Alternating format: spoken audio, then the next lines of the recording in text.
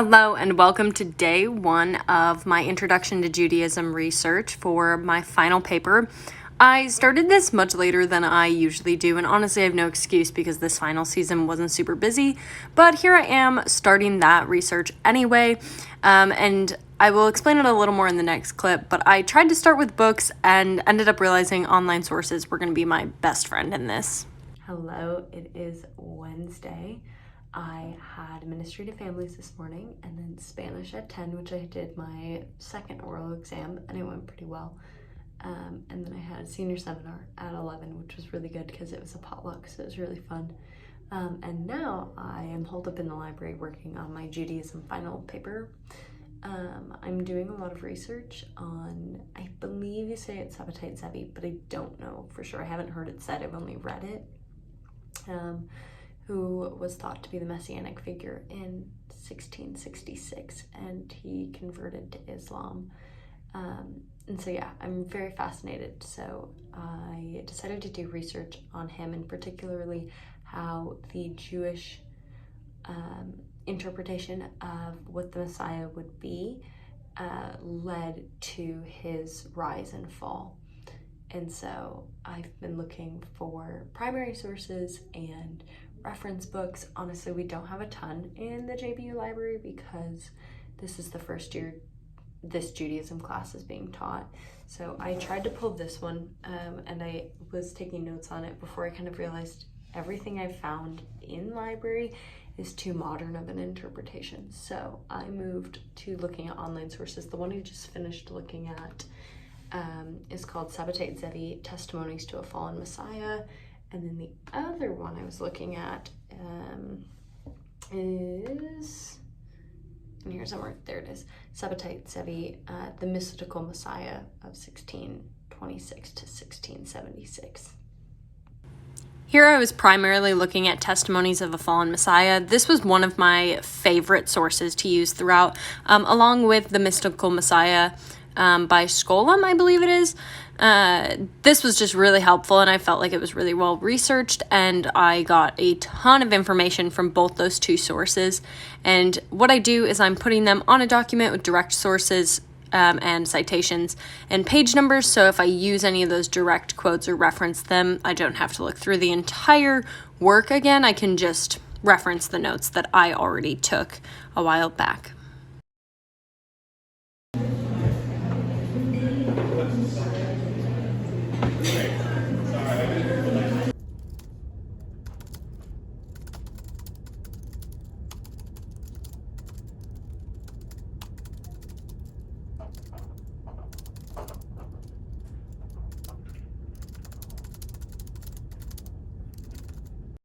While we were at Poor John's, I had done some research using a video and some other sources that I had written down on that paper over there, and then I had also put some questions that I needed to answer, which is what I was doing here, trying to find some Hebrew interpretations and using the Zohar.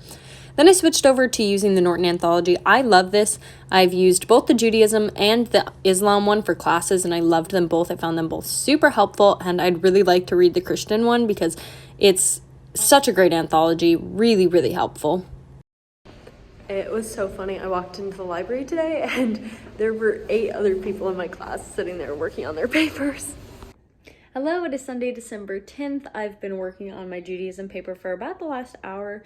And I started by trying to figure out why the year 5408 or the secular year 1648 was deemed the Messianic age by the Zohar and tradition.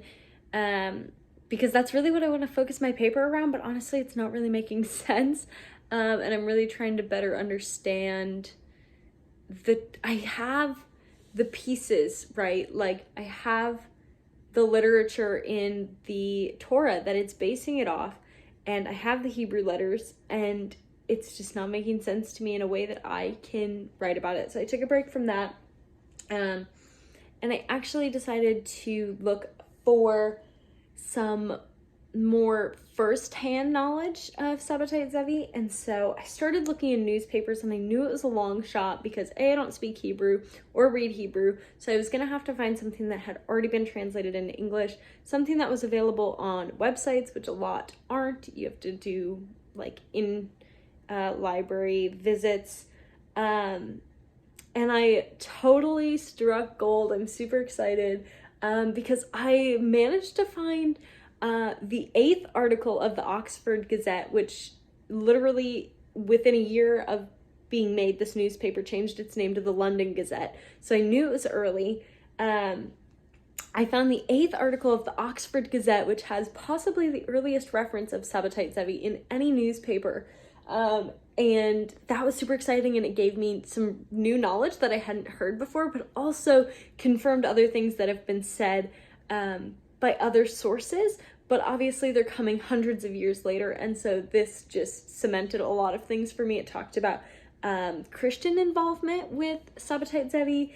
It talked about his plans to take over the empire of in Constantinople. It talked about a trip to Mecca. So yeah, I just totally feel like I struck gold, and I'm going to take a quick break and then get back to probably more research, and then I'm going to a coffee shop to write with my friend today because we both need to crank out these papers.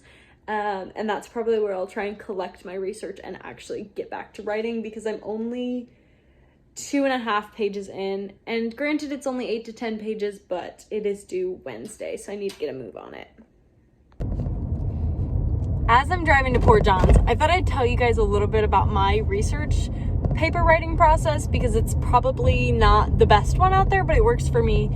I usually feel like a scattered mess the entire time.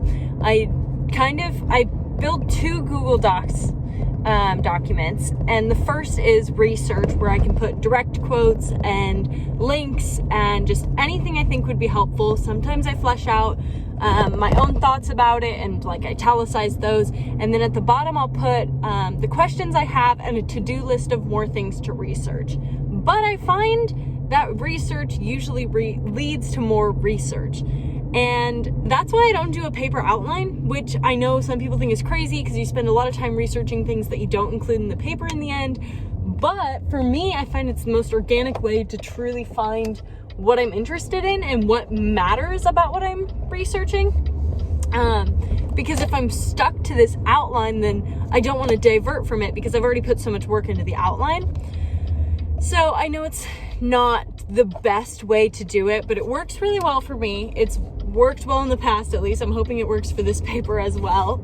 And then, yeah, the other Google document I'll use to just actually write the paper. And I a lot of times just do small chunks at a time. What do I already know? And then I go back later, flesh it out, include citations, I do statistics, I'll flesh all that out. And there's a lot of times I'll put things in parentheses saying, expand on this, get statistics, find quotes, something like that, and expand on it later. So that's how paper writing goes for me. And I quite enjoy the research process, so I think it's fun, but it's certainly not for everyone, and that's okay.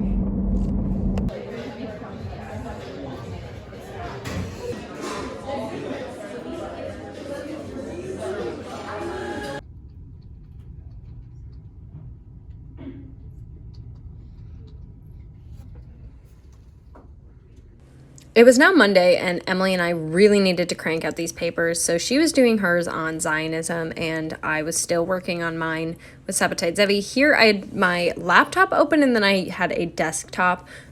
There was a dog. They had little therapy dogs in the library that you could pet when you were stressed, so his name was Walter. He's a blue heeler. He came over to visit us. It was great. Here, Emily and I are talking through our notes, just kind of working things out together, which was really great. I had the desktop for writing, and then I had my laptop open for researching, and that's actually worked really, really well, and it's a technique I continued to use throughout this session.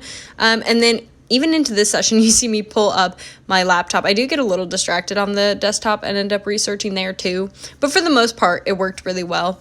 And this Oxford Dictionary of Jewish Religion ended up being super useful. Otherwise, I think I'm mainly using the Mystical Messiah and then looking into some other newspaper research and other things from that time. And then I think I also pulled up testimonies of the fallen Messiah on my computer as well, on the desktop here, the MacBook. I have just finished and printed off my paper. I use one of 2 techniques. when editing, and that's either printing it to get a new fresh set of eyes, or I set it aside for a day. But we don't have that kind of time because this thing's due at 1:30 tomorrow. So printed it, we'll edit it with a pen. All right, the plan for the rest of this paper is to edit it tomorrow. Typically I wouldn't put it off until the day of, but I've been staring at it for 5 hours today, and I just don't think editing's gonna really do anything now. So I have a final from 9 to 10 tomorrow. My friends and I are getting waffles at 10:30, and then that should only last like 45 minutes, an hour, something like that. And then I will edit this, and then I have to finish building the presentation for it, which shouldn't take long at all. It's a really informal presentation, just about what we wrote about, what our papers were about, so it shouldn't be too hard. Right now, I need a shower and sleep. It's almost 11 p.m. I never do work this late because I'm not super productive at this time, but we've got to do what we've got to do. So, yay.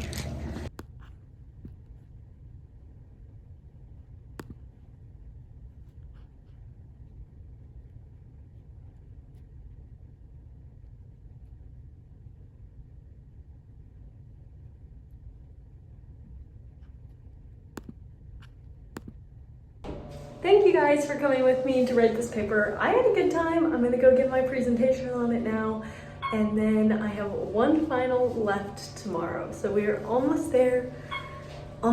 So thanks for watching, and I'll see you in the next one. Bye.